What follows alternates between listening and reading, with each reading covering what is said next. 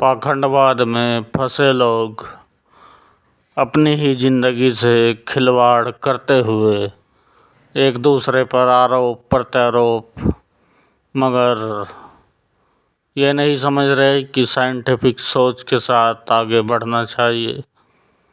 कहीं किसी पानी से कोई पाप, कोई सिंस, कोई गुनाह साफ नहीं होता है कि ऐसे मुख्यमंत्री को कुंभ पर्व रहते रहते इस्तीफा दे देना चाहिए।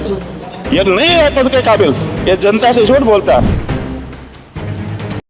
पिक्चर चालू करो बे। प्रयागराज महाकुंभ में मची भगदड़ के बाद योगी सरकार आलोचनाओं का सामना कर रही है। भव्य और दिव्य तैयारियों का दावा करने वाली योगी सरकार की सारी तैयारियां तब धरी की धरी रह गई जब मौनी अमावस्या पर स्नान के लिए पहुंची भारी भीड़ में भगदड़ मच गई। सरकारी आंकड़ा 30 मौतों का है, लेकिन तमाम मीडिया रिपोर्ट्स इस आंकड़े पर ही सवाल उठा रहे हैं। अरे झूठ बोल रहा है, ये झूठ बोल रहा है। योगी सरकार विपक्ष के निशाने पर तो है ही, अब संतों और महंतों के निशाने पर भी आ गई है। शंकराचार्य अविमुक्तेश्वरानंद सरस्वती ने हादसे पर प्रतिक्रिया देते हुए यहां तक कह दिया कि मौजूदा सरकार को सत्ता में रहने का अब नैतिक अधिकार नहीं है। प्रयागराज महाकुंभ में हुई भगदड़ पर ज्योतिष पीठ के शंकराचार्य स्वामी अविमुक्तेश्वरानंद सरस्वती ने बड़ा बयान दिया। उन्होंने कहा कि इतनी तैयारियों के बाद भी घटना घट गई। जब आपको पता था कि 40 करोड़ लोग आने वाले हैं तो उसके हिसाब से व्यवस्था होनी चाहिए थी। ये बड़ी अच्छी बात कही आप।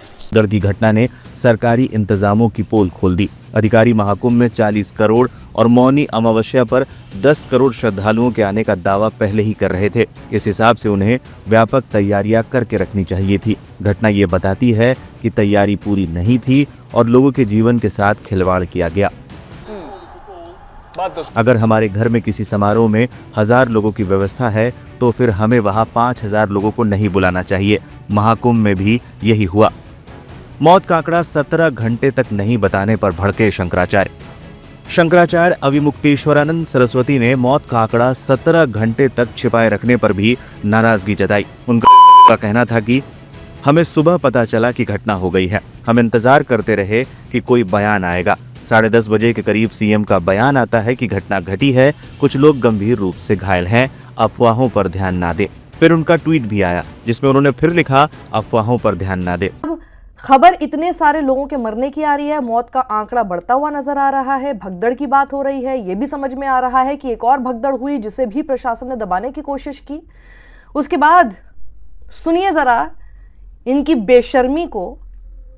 हम लोगों ने जब देखा तो मुख्यमंत्री मौनी अमावस्या की बधाई तक दे रहे थे। इसके बाद हम सब ने स्नान किया, सारे संत महंत सब ने स्नान किया। आपने हमको धोखे में रखा कि कोई मृत्यु नहीं हुई है। सही समय पर घटना की जानकारी मिलती तो वो लोग परंपराओं का पालन करते हुए मृतक आत्माओं को श्रद्धांजलि देते और एक दिन का उपवास रखते। आपने उससे हमको वंचित कर दिया।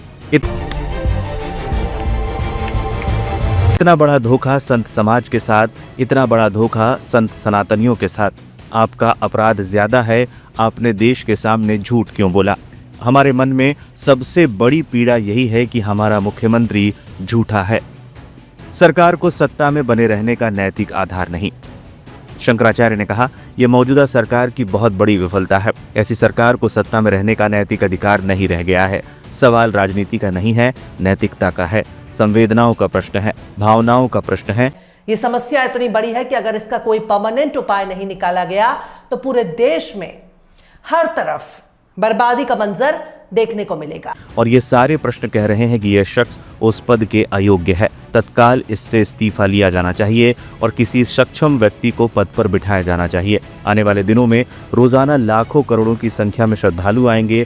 क्या ये संभाल पाएगा? ये संभालेगा नहीं। ये प्रेस संभालेगा, लीपापोती करेगा और इस तरह की घटनाओं को छिपाकर मुख्यमंत्री बना रहेगा। अगर इस घटना को लेकर जिम्मेदार लोगों के खिलाफ कार्रवाई नहीं की गई तो आने वाले दिनों में इससे बड़ी घटना होने की आशंका से इनकार नहीं किया जा सकता। ऐसे मामले में बेहद सख्त कार्रवाई जरूरी है। 10 करोड़ लोग आ रहे हैं शाही स्नान के ऊपर, तो मुझे वहाँ पे कुछ इंतजाम दिखे क्यों नहीं?